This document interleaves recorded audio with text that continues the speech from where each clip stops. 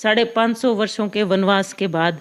तो सब लोग बधाई के पात्र हैं और एक बहुत खुशी है, दिल में एक उमंग है कि हमारे ही देश में रहकर हमारी ही आस्थाओं के साथ जो खिलवाड़ किया गया, उन आस्थाओं की एक पुनर्स्थापना है, घर पुनर्वापसी है सनातन धर्म की। तो मोदी जी इसके लिए बहुत धन्यवाद के पात्र हैं। धन्यवाद मोदी जी। नमस्कार, जय हिंद, जय भारत। पूरे देश भर में आज हम सभी ने देखा अयोध्या में राम मंदिर की प्राण प्रतिष्ठा को लेकर जगह जगह कई तरह के कार्यक्रम आयोजित हुए। और तो अयोध्या आज पूरे दिन भर लोगों के आकर्षण का केंद्र बना रहा। न सिर्फ देश भर में बल्कि पूरे विश्व भर की निगाहें आज के इस बड़े और ऐतिहासिक कार्यक्रम पर जो नज़रें हैं वो टिकी रही। तो देर शाम इस वक्त मैं मौजूद हूँ हिसार शहर में और मेरे साथ गुरुजम्बेश्वर स्कूल हिसार की प्रिंसिपल श्रीमती संतोष जी सहारण जुड़े हुए हैं। पहले भी हमने आपको अलग अलग विषयों पर इनके जो विचार हैं वो आप तक पहुंचाने का प्रयास किया है। आज एक बार फिर एक अहम विषय पर आज हम इनसे चर्चा करने जा रहे हैं। तो सबसे पहले संतोष मैम, आपका बहुत बहुत स्वागत है। धन्यवाद रमेश जी, आपका भी हमारे घर पर बहुत स्वागत है जी। क्या कहेंगे मैम, एक ऐतिहासिक पल जिसका बड़ी ही बेसब्री से हम सभी को इंतज़ार था और एक सपना था कि ये जो पल है ये कब आएगा, और आखिरकार 22 जनवरी 2024 का ये जो दिन है ये हम सभी को आज हम सभी ने देखा भी। लाइव जो टेलीकास्ट अयोध्या से दिन में चल रहा था और देश के जो प्रधानमंत्री हैं वो वहाँ पर पहुँचे और श्री राम जी की जो प्रतिमा है या प्राण प्रतिष्ठा है राम मंदिर की, वो कार्यक्रम संपन्न हुआ। तो इसको लेकर क्या कहेंगे? धन्यवाद रमेश जी। और इस मौके पर, इस पावन अवसर पर मैं सभी देशवासियों को श्री राम लल्ला के आगमन की बहुत बहुत बधाई देती हूँ। और साथ ही मैं बधाई देती हूँ हमारे देश के माननीय प्रधानमंत्री मोदी जी को और यूपी के मुख्यमंत्री श्री आदित्यनाथ योगी जी को, जिन्होंने ये स्टेप लिया जिसको लेने में लगभग 550 वर्ष लग गए। कहते हैं कि 1528 में जब बाबर के साथ मुगलों का आगमन हुआ था, तब श्री राम जी के मंदिर का विध्वंस करके यहाँ पर बाबरी मस्जिद का निर्माण किया गया था। तो आज शायद 56 इंच का सीना लिए एक मोदी जी ही हैं जिनके प्रयत्नों से अयोध्या में श्री राम लल्ला जी की पुनर्वापसी हुई है 550 वर्षों के वनवास के बाद।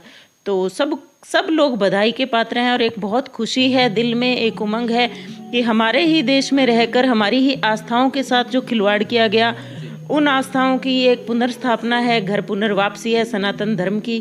तो मोदी जी इसके लिए बहुत धन्यवाद के पात्र हैं। धन्यवाद मोदी जी।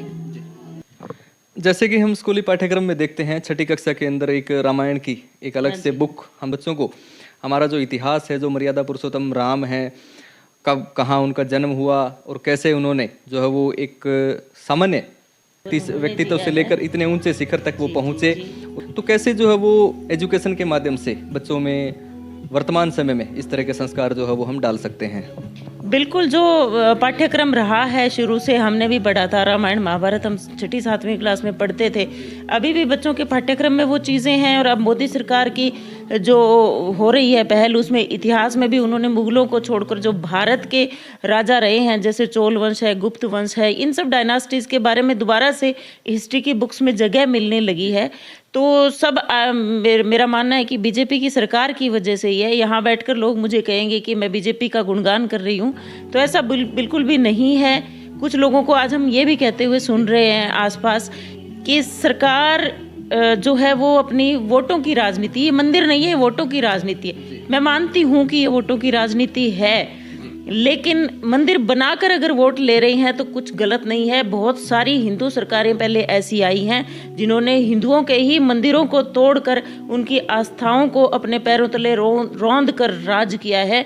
यूपी में इससे पहले की सरकार को आप देख सकते हैं कितने हिंदू कर सेवकों की हत्याएं कर दी गई थी, और ताकि उनकी बाबरी मस्जिद को बचाया जा सके और उन वोटों को बचाया जा सके। इस पर एक और चीज़ मैं आपको बताना चाहूँगी, सिर्फ यूपी में नहीं है बल्कि आप देश में बहुत सारी जगहों पर जाइए। आज मोदी जी को लोग गलत बता रहे हैं, बीजेपी सरकार को गलत बता रहे हैं कि ये लोग गलत करें, लेकिन वास्तव में जो देश में गलत चीज़ें हुई हैं वो पिछले साल हम ट्रिप पे थे राजस्थान के, जोधपुर गए थे। तो जोधपुर में अगर आप घंटा घर से दाईं तरफ चलेंगे तो वहाँ पर एक मंदिर है, उसके साथ ही मस्जिद है। देखकर एकदम से बड़ी खुशी हुई थी उस टाइम कि हिंदू मुस्लिम ऐसे साथ साथ रहते हैं, साथ साथ दोनों के पूजा घर हैं, तो बहुत अच्छी बात है। लेकिन थोड़ी देर में हम वहाँ क्या नोटिस करते हैं कि सैलानी आ रहे हैं, घूमने टूरिस्ट बहुत आते हैं राजस्थान में, हमें भी पता है। तो वो लोग जैसे ही आ रहे हैं जूतों समेत और अपने लगेज के समेत, वो उस मंदिर के अंदर जा रहे थे। तो हमने वहाँ पे किससे पूछा कि लोग ऐसे कैसे मंदिर में जा रहे हैं, तो उन्होंने कहा भी ये मंदिर था, अब ये होटल है। तो कितनी बड़ी ये हमारी आस्था पे एक कुठाराघात है। राजस्थान में मुझे जहाँ तक याद आता है हिंदुओं की सरकार रही है आज तक। तो ऐसा क्यों हुआ कि एक मस्जिद बंद नहीं हो पाई, एक मंदिर बंद हुआ और उसको होटल बना दिया गया। कितनी गलत चीज़ें देश के अंदर होती रही हैं। हमारा देश है ये, हमारी, मैं नहीं कहती आप मस्जिदें तोड़ दो, मैं नहीं कहती आप चर्च गिरजाघर तोड़ दो, आप सब आस्थाओं को एक समान रूप से देखो, लेकिन हमारे मंदिर ही क्यों तोड़े जाते हैं? क्यों हमारी ही आस्थाओं के साथ, हिंदुओं की आस्थाओं के साथ खिलवाड़ होता है? ये एक बड़ा प्रश्न है और आज इसका जवाब मोदी जी ने दिया है, तो बहुत बहुत बहुत बधाई के वो पात्र हैं। और इतिहास की बात जहाँ तक आपने की, पढ़ाया जाना चाहिए, हमारे बच्चों को पता होना चाहिए उनके पूर्वज कौन थे कौन नहीं थे।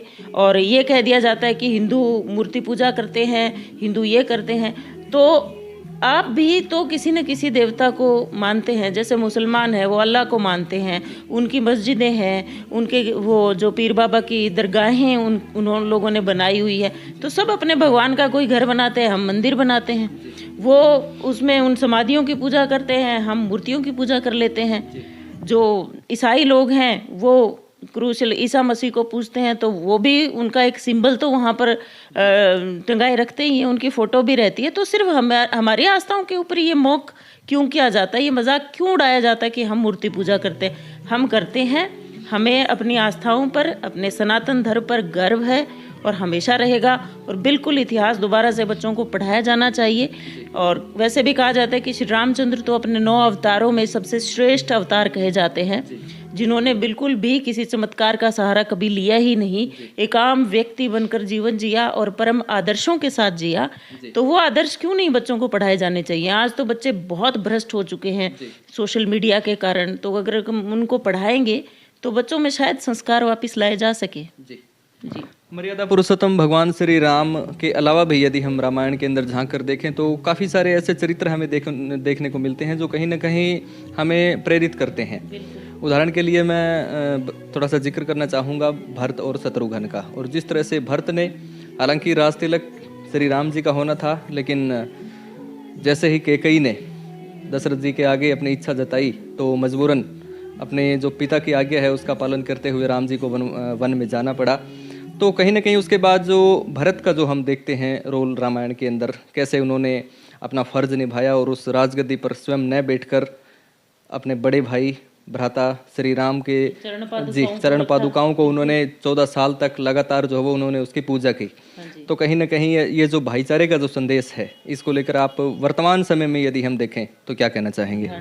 ना केवल भरत, आप लक्ष्मण जी को लीजिए, वो तो वनवास सिर्फ एक राम जी को मिला था।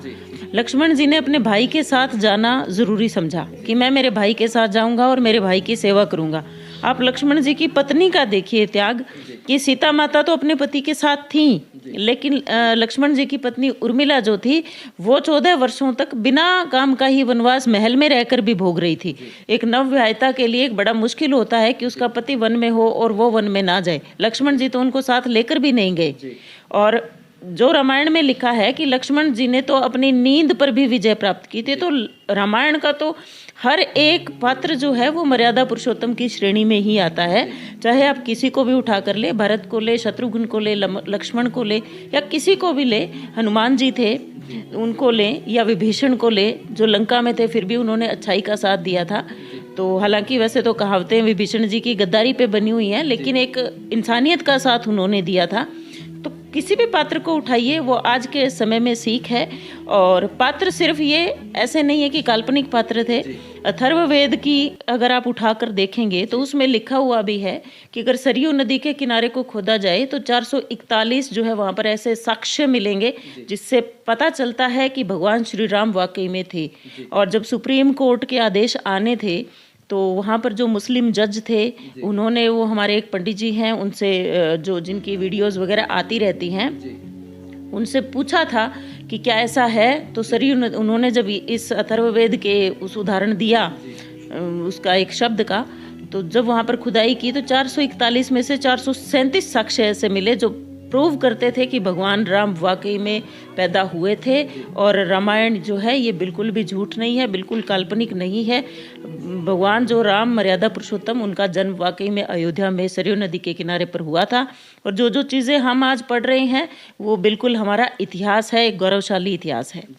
हाँ जी। इसके अलावा कहा जाता है जैसी करनी वैसी भरनी, और शायद दशरथ जी को भी इस बात को स्वीकार करना पड़ा जब श्रवण कुमार अपने माता पिता को लेकर उन्हें एक यात्रा पर, सांसारिक यात्रा पर लेकर जा रहे थे, तो कहीं न कहीं जब वो एक नदी के तट पर पानी भर रहे थे तो दशरथ जी का तीर उन्हें लगा और वो मूर्छित होकर वहीं गिर पड़े। और उसके बाद श्रवण कुमार के माता पिता ने दशरथ जी को जो बात कही कि आज हम अपने पुत्र वियोग में तड़प तड़प कर मर रहे हैं, वो दिन दूर नहीं जब तुम मृत्यु शैया पर होंगे तो कहीं न कहीं तुम्हारे भी कोई पुत्र शायद पास में नहीं होंगे, और ऐसा हुआ भी।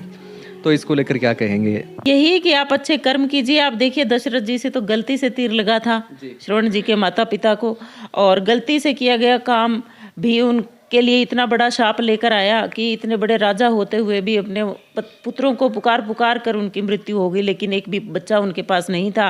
राम और लक्ष्मण जी को तो उस टाइम वनवास हो गया था, और भरत और शत्रुघ्न शायद अपने ननिहाल थे, वो वापस लौटे ही नहीं थे, कि पीछे से ही उनके पिता की मृत्यु हो गई थी।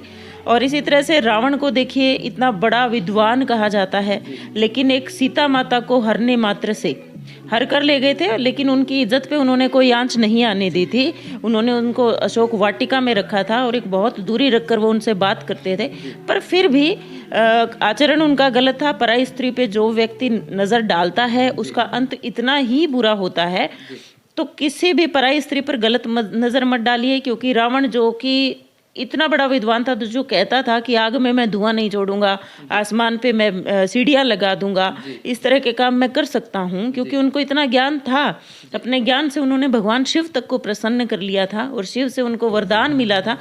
तो कहीं ना कहीं यही चीज़ें हैं कि अगर आप बहुत बड़े विद्वान हों, प्रकांड पंडित हों, लेकिन आपकी एक छोटी सी गलती आपकी सारी विद्वता पर भारी पड़ सकती है और आपको एक बहुत बुरे अंत की तरफ धकेल सकती है, जो रावण के साथ हुआ।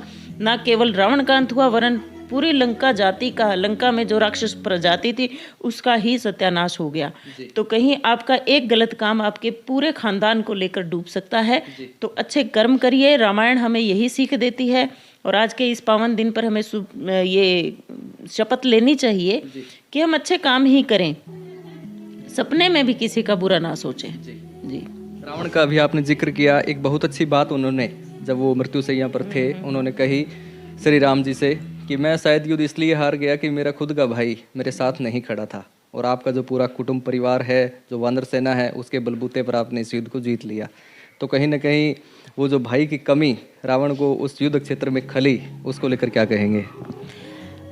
ऐसा नहीं था कि विभीषण ने उनका साथ नहीं दिया था। आप अगर रामायण को पढ़ेंगे तो विभीषण ने उनको बहुत चेताया था कि आपने ये गलत किया है, आपने सीता माता को हर लिया, अपहरण उनका किया है, तो आपने गलत किया है। आप मेरी मानिए, उनको उनकी बीवी पत्नी जो है वो लौटा दीजिए श्री रामचंद्र को। लेकिन रावण जब किसी तरह से माना ही नहीं, तब विभीषण ने उनका साथ छोड़ा था। तो ये चीज़ें बिल्कुल गलत थी। ये कहा जाता है कि विभीषण ने अपने भाई का साथ छोड़ दिया था, या रावण मृत्युशैया पर ये बोल रहा था, तो ये गलत चीज़ें हैं। भाई साथ ही था पहले, लेकिन जब एक आदमी बिल्कुल गलत करने लग जाता है तो उसकी कहते हैं भी, कोई आदमी जब बिल्कुल गलत होता है तो उसकी छाया भी उसका साथ छोड़ देती है। तो भाई तो फिर दूर की बात है, भाई तो साथ छोड़ेगा ही। अब भाई तो लक्ष्मण जी भी थे, लेकिन मर्यादा पुरुषोत्तम राम थे उनके भाई, और राम ने कभी कुछ गलत किया ही नहीं, तो उन्होंने अपने भाई का साथ दिया था। तो अच्छे काम करिए, कोई आपका साथ नहीं छोड़ेगा। जी। संक्षिप्त रूप में आज की जो युवा पीढ़ी है, जो बच्चे स्कूल स्तर पर इस समय शिक्षा ग्रहण कर रहे हैं, उनसे आप क्या कहेंगे? उनसे यही कहूँगी कि आप भी भगवान श्री राम के जीवन से सीखिए, उनके जीवन से अच्छी अच्छी सीख लीजिए, अपने से बड़ों का आदर करिए, पर स्त्रियों में अपनी माँ बहन को देखिए, इज्जत करिए उनकी। यही कि आप अच्छे कर्म कीजिए। आप देखिए दशरथ जी से तो गलती से तीर लगा था, और हमारे सनातन धर्म को आगे ले जाइए जैसे मोदी जी लेकर जा रहे हैं। ये जरूर उनसे मैं कहूँगी। जी, धन्यवाद आपका, बहुत बहुत धन्यवाद आपका भी रमेश जी। आप घर तक भी आ गए इंटरव्यू लेने के लिए। Thank you so much. शुक्रिया आपका। जय श्री राम। ये थे अभी हमारे साथ गुरुजम्बेश्वर स्कूल हिसार की प्राचार्य श्रीमती संतोष जी सहारण। पूरे दिन भर आज हम सभी ने देखा श्री राम मंदिर की प्राण प्रतिष्ठा कार्यक्रम को लेकर देश भर में विभिन्न कार्यक्रम हुए और इनके जो विचार हैं इनसे भी हमने आपको रूबरू करवाया। कमेंट सेक्शन में आपकी क्या प्रतिक्रिया है ज़रूर लिखें और वीडियो को शेयर ज़रूर करें। देखते रहिए फर्स्ट हरियाणा न्यूज़। आज़ाद नगर हिसार से मैं रमेश कुमार।